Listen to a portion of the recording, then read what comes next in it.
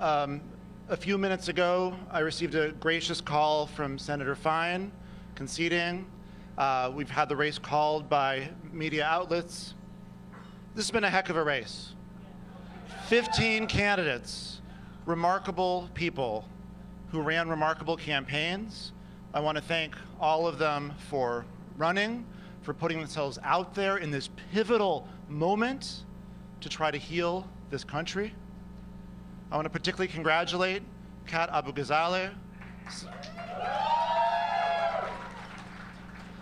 Senator Fine, Senator Simmons,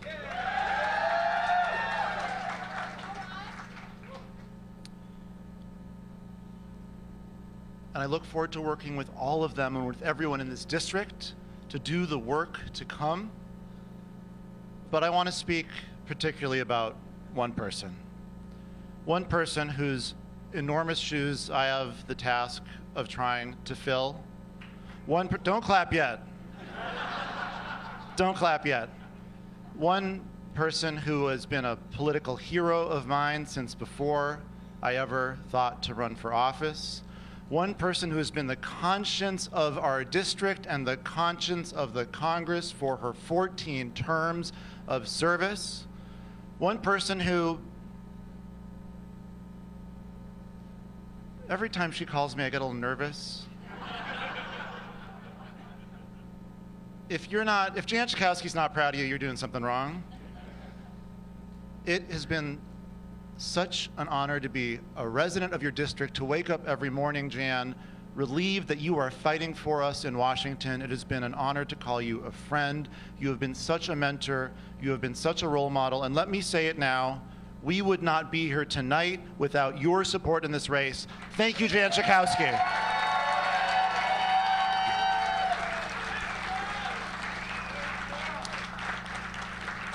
I love you. This race had everything. And it had fundamental questions about who are we going to be as a Democratic Party? Are we going to concede in advance, or are we going to fight? Are we going to double down on our progressive values, or are we going to shrink away from protecting the most vulnerable? And tonight, the voters spoke clearly. We're going to stand up, we're going to fight, we will not back down, and we will fight for the progressive values that are the values not only of this district, but of this whole country.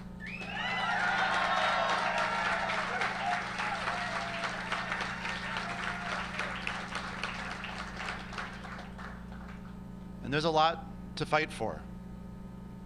To fight for an economy that works for everyone, where instead of the wealthy stuffing their pockets at the expense of the rest of us, we have housing that's affordable for all, childcare that's accessible to all, healthcare that's available to all, a tax code that actually works for today's economy and asks the wealthiest to pay their fair share.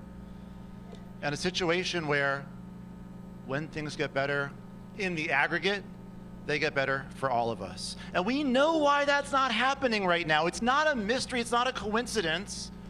It's because those with money have too much political power, and they use that political power to rig the system for themselves. It is time for Congress that asserts its power, that acts as a check on not only this administration, but the wealthy that have a stranglehold on our politics in America.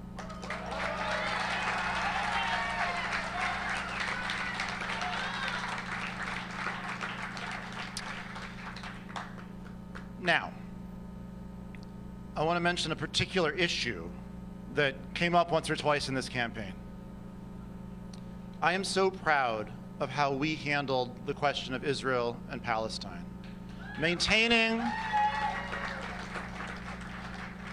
my core, maintaining our core as a community, understanding the nuance and complexity of the issue, understanding that, yes, the state of Israel was a safe haven for my Holocaust survivor grandparents and their 2-year-old daughter, my mother, in 1948, and at the same time, that the oppression of the Palestinian people is an unacceptable stain on the world and on the Jewish people as well, and has to be ended.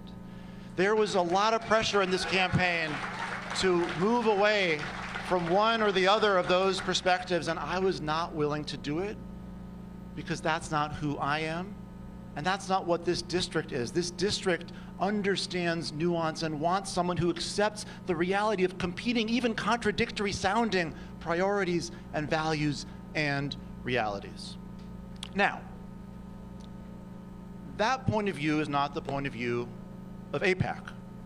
AIPAC that spent an unbelievable amount of money, over $7 million, to try to buy this seat, to support the idea that we can't accept nuance, that we can't accept the reality of competing narratives, that we can't fight for justice for all, that we can't accept the very Jewish value that there is equal sacred dignity in every single life, and that every person has equal rights to self-determination and to justice. My friends, I'm going to go to Congress and fight for that very basic principle of self-determination and justice for every single human being who lives in the Middle East and anywhere else on this planet. And so,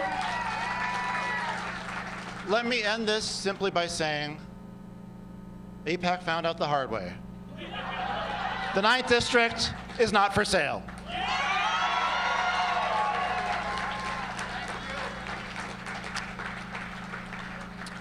So enough about AIPAC. May tonight be the last time I utter their name. This victory belongs to J Street.